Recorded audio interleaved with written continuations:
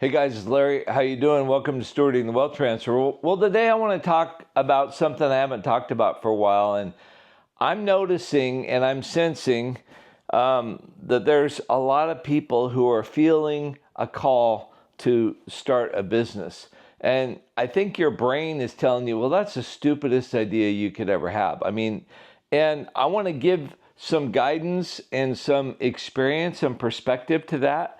But it's not a stupid idea. In fact, I think it's a God idea. But I think you need to wait for the right time. I've had a number of people, young people, who have reached out to me and they're like, hey, is this the time to go? Should I buy the house now? Shall I, shoot my savings and launch it into something? And I'm telling you, now is not the time. But that desire, that urgency is something that I believe that God is creating. And I want to, I talk about how I'm trying to, work through these words. And I'll tell you, I'm getting so excited about what God has as I look at what God told Kim Clement. And I want to keep his words in a proper perspective because they are prophetic, but they need to be discerned. And, you can't take everything at all at the same level as the Bible, but they're important words and they give a perspective. And then I want to read this one word that he had. And I think what's so interesting is this word is from, like 20 years ago. And yet it's so apropos for right now and the season that we're going into. And so I just want to encourage you that if God is stirring things in your heart, that you are thinking about becoming a business person, you might go, well, who am I to do that? I will tell you, I believe that is totally God. I was not a business person at all half my life ago. At age 30, there was no way I wanted to go in business. I thought it was too risky. I didn't think I could succeed. And you're learning right now. And all the things that you've learned so far have prepared you. And that's why you have an urgency and even an inward desire to start a business. And again, don't run away from that. I want to talk about what it was like to raise my daughter. My daughter was not the most athletic. In fact, she was extremely unathletic as a little girl. She was very sweet. She was very musical, but she was not athletic. And we paid, even though it was a big sacrifice, and maybe you're doing the same thing, we paid for a Christian school for her. And it was at that school that a lot of kids had a bad attitude because just because they're a Christian school doesn't mean they have a good attitude. And so they had to have PE, but they didn't have a great facility. So they had a field that was probably an acre of grass, and it was big enough for a track, not even a regular track. It was far from a regular track. It was in the grass. They had spray painted out a track, and they were supposed to, walk, and they were actually supposed to run, but nobody would run. But there was a teacher that encouraged my daughter to not be pulled down by her peers, because so often it's your peers, it's the friends. That's why some of you need new friends, because it's your friends that hold you back.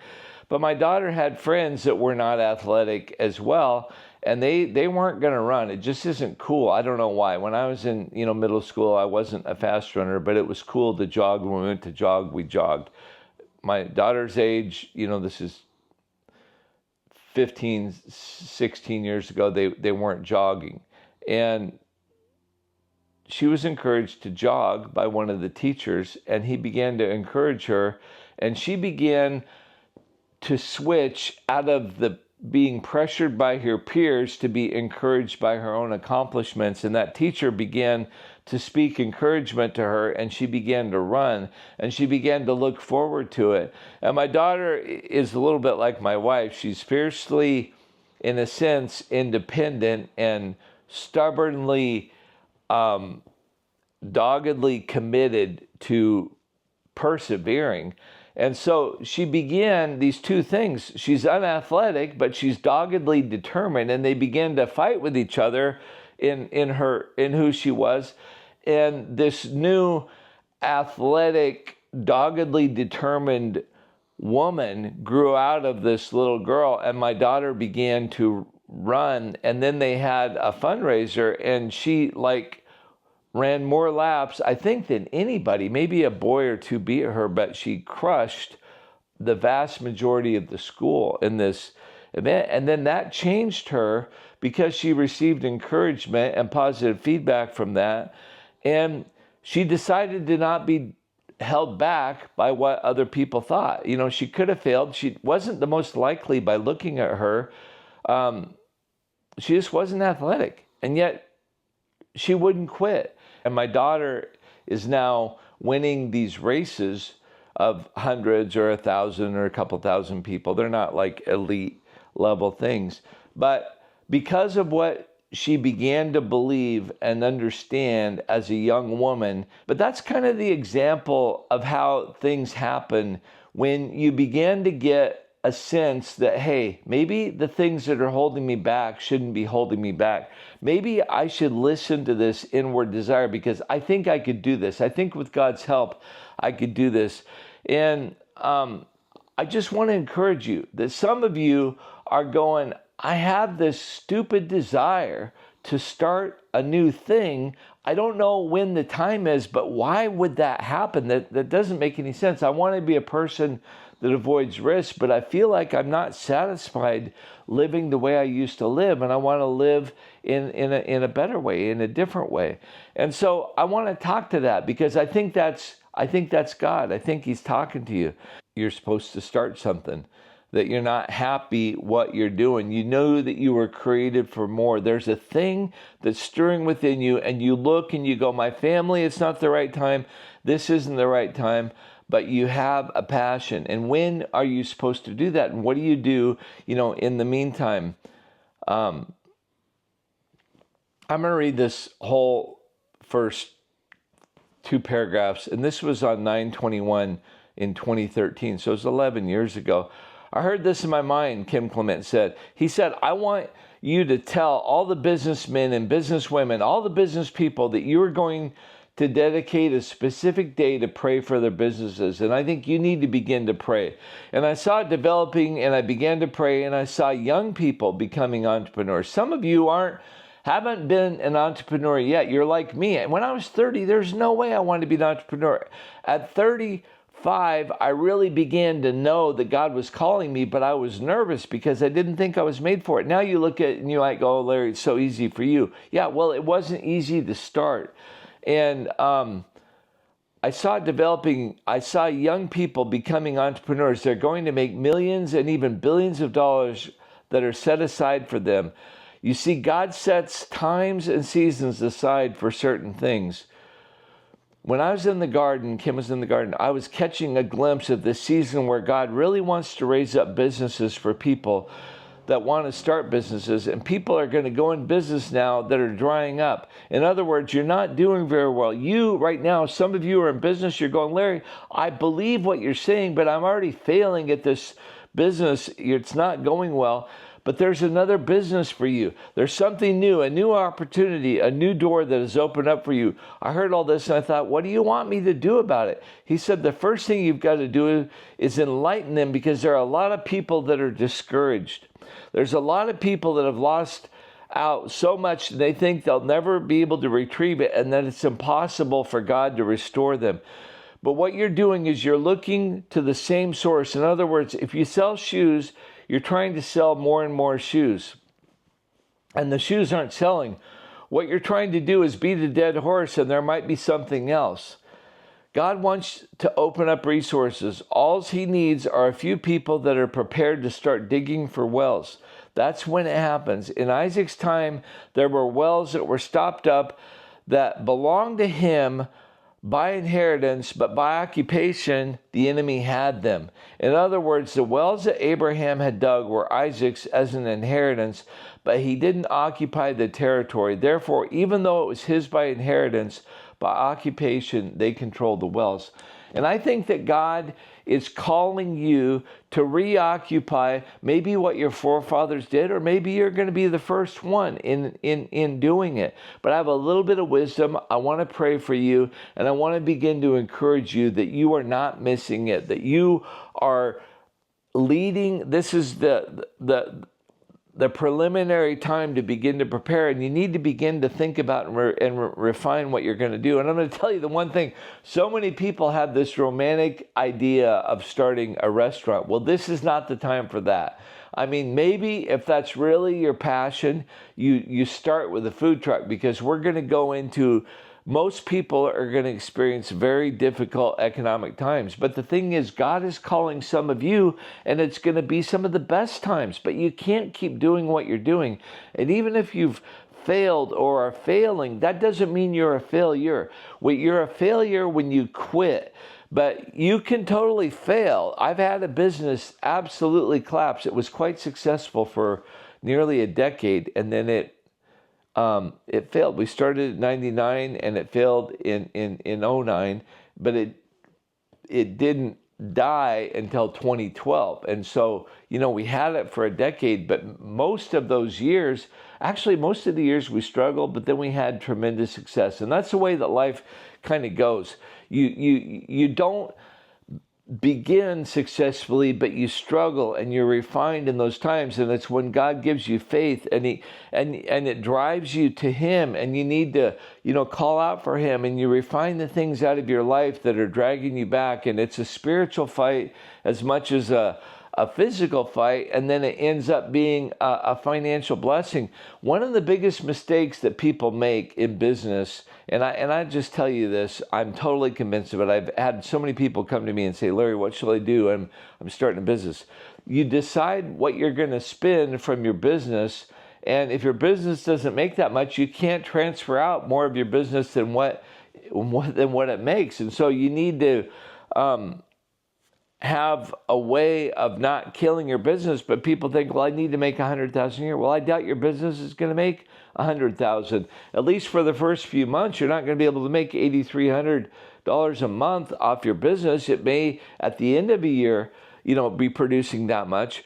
But you need to not pull out everything that your business makes every month. You decide what you are going to pull out, and then allow the excess to stay in there. Now, if you're in a mature business and there's a bunch of money in there, that's great. That's the blessings of God. As I've said before, I'm totally convinced our money system is changing, and this is not the time to have a tremendous amount of cash. And I would tell you, it's been confirmed to me that if you have resources, you don't want to be saving in banks. In my opinion, I'm invested in silver. We can't go into unprecedented times with old wineskins. We need to go in with eyes open, hearing what God's saying. We can't keep doing the same thing. And some of you are going to need to dig for wells. It's interesting, these 8 wells of blessing that Kim Clement talks about, some of them need to be dug. Some of them are going to be dug for us. But I'm not depressed. I'm frustrated, but I'm not even discouraged about what's going on. This thing keeps hanging on. But I want to tell you, you need to begin to think. If God's giving you encouragement to start a business, begin to think about it. Begin to think, God, who do I need to be influenced by? Who can teach me about this? What can I teach myself? God, what can you teach me?